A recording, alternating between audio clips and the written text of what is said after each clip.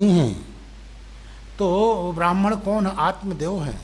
तो आप ही तो आत्मदेव हैं, हम ही तो आत्मदेव हैं। और महाराज उनकी पत्नी है जो कर्कशा है, दुष्टा है, वो कौन है? धुंधली जिसका नाम है, वो भी हमारी पत्नी है बुद्धि। ये भी कर्कशा है, धुंधली। ये कभी परमात्मा की ओर नहीं ले जाती। इंद्रियां जो होती हैं वे बाहरमुखी होती हैं, हमेशा इंद्रियां विषय की ओर जाएंगी, अंतर्मुखी नहीं होती हैं।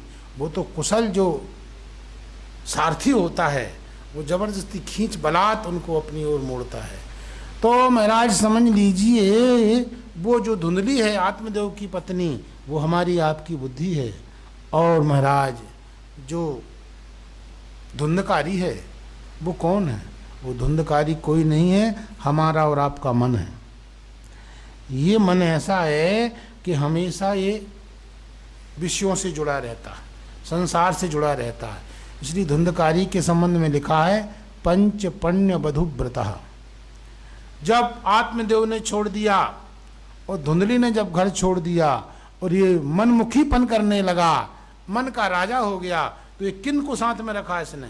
5 प्रकार की वधुओं को। पण्य वधु बोलते हैं वैश्या को, जो पैसा लेकर के सुख दे, वो पण्य वधु। तो महाराज उन पण्य वधुओं को रख लिया। वो पण्य वधु कौन है? आप समझ लीजिए वो आँख, नाक, कान और जिह्वा है। यही है। इन्हीं 5 मार्गों से मन की वृत्ति निकल करके लंबायमान होकर विषय देश में जाती है। तो ये इंद्रियां जो हैं, ज्ञानेन्द्रियां, यही पंच पण्य वधु व्रत हैं। महाराज समझ लीजिए गोकर्ण महाराज कौन है? उस आत्मदेव के विवेक हैं। यदि आदमी विवेक से काम नहीं करेगा तो उसका पतन हो जाता है। तो मन ये बहुत बड़ा प्रेत है, इसलिए ये मरने के बाद प्रेत बन गया। हमारा मन तो जिंदा में प्रेत है। कहते एक महात्मा ने एक प्रेत को सिद्ध कर लिया था, और वो प्रेत को सिद्ध करके सब काम कराते थे। प्रेत की विशेषता ये होती कि वो काम मांगता था, काम दीजिए आप, और इतनी शीघ्रता से काम करता था कि आप दूसरा काम बताने के पहले पहला काम कर देता था। तो एक महात्मा ने सिद्ध किया, महात्मा की मृत्यु हो गई। अब उसकी गद्दी पर दूसरा महात्मा बैठा, तो वो प्रेत आ गया। प्रेत ने कहा महाराज काम बताइए हमको। तो जैसे ही काम बताया कि कश्मीर का फल ले आओ, जैसे ही कश्मीर का फल ले आओ का और दे देता था। वो तो हवा है, क्या अंतर लगता है उसमें? दूसरा काम बताइए। आदमी को बताने में देरी हो जाती तो वो खा लेता था उसी को। बहुत सारे महात्मा को खा गया। उनकी गद्दी पे कोई महात्मा बैठे ही नहीं पा रहा था, बड़ा धर्म संकट।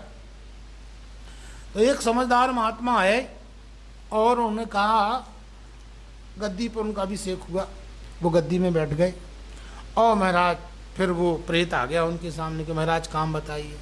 तो महात्मा ने कहा एक खंबा गाड़ दिया बाहर, कहा देखो तुम्हारा काम इस खंबे में चढ़ो और उतरो, चढ़ो उतरो, तुम्हारा यही काम दिन भर, सुबह से शाम तक तुम्हारा काम ये है खंबे में चढ़ना उतरना। हमको ज़रूरत होगी तुम्हारी, हम तुमको बुलाएंगे तो हमारा काम करना, और हम तुमको दोबारा नहीं बताएंगे कुछ, फिर चले जाना तो वहीं चढ़ना उतरना, तुम्हारा पुराना काम शुरू हो जाएगा। तो वो महात्मा कौन था? वो विवेक था।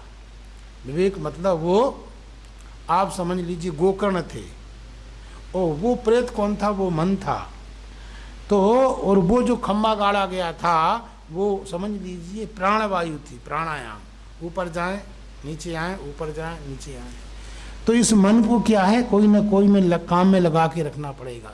यज् जाग्रतो दूरम उदयति, यज् जाग्रतः दूरम एव उदयति। जागते ही भाग जाता है आपके साथ, एक क्षण आपके पास नहीं रहता। और ये नीति कहती है कि यही हमारे बंधन का कारण है और यही मोक्ष का कारण है। तो दृष्टांत ये है, दाष्टांत यही है कि मन रूपी प्रेत को हमको समाहित करके रखना। तो हमको किसका आश्रय लेना पड़ेगा? का हमको विवेक का आश्रय लेना पड़ेगा। विवेक के आश्रय के द्वारा इस मन पर हम नियंत्रण कर सकते हैं।